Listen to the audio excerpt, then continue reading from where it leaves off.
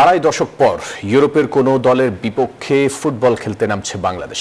প্রতিপক্ষ ফিফার র্যাঙ্কিংয়ে তলানিতে থাকা সান মারিনো। কাগজে কলমে দলটির বিপরীতে ৩০ ধাপ এগিয়ে থাকলেও বাড়তি সতর্ক হামজা জামালরা। এই ম্যাচ দিয়েই লাল সবুজের ডাগ আউটে অভিষেক হচ্ছে কোচ থমাস জুলির। ম্যাচ শুরু রাত ১১টায়। শিষ্যদের সামনে নতুন কোচ থমাস ডুলি, তার অধীনে বাংলাদেশ জাতীয় ফুটবল দলের প্রথম ম্যাচটাও হতে যাচ্ছে স্মরণীয়। ২৫ বছর পর সামনে কোনো ইউরোপিয়ান দল সান মারিনো। যুক্তরাষ্ট্রের ১ নম্বর জিম চেইন গোল্ডস জিম এখন আবারও বাংলাদেশে।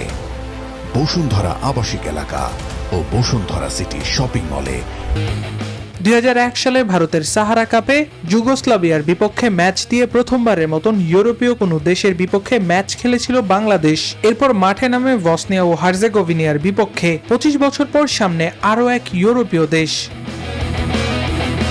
ইউরোপের মাটিতে আগেও একবার খেলেছিল বাংলাদেশ, ইংল্যান্ডের লেস্টারে। ২০০০ সালে প্রীতি ম্যাচে প্রতিপক্ষ ছিল ভারত। এবার লাল সবুজের দলের সামনে সান মারিনোর বিপক্ষে প্রীতি ম্যাচ। বাড়তি আলোচনায় নতুন কোচ ডুলির নতুন রণকৌশল। সক্ষমতার বিচারে ফিফার র্যাঙ্কিংয়ে বাংলাদেশের অবস্থান ১৮১তম, আর সান মারিনো অবস্থান করছে ২১১ নম্বরে। দেশটির বেশিরভাগ খেলোয়াড়ই অন্য পেশাতে জড়িত, আবার কেউ কেউ খেলেন ইউরোপের বিভিন্ন ক্লাবে। তাই বাড়তি সতর্কই থাকতে হচ্ছে জামাল ভুঁইয়াদের। আবরার আল দাইয়ান, নিউজ 24।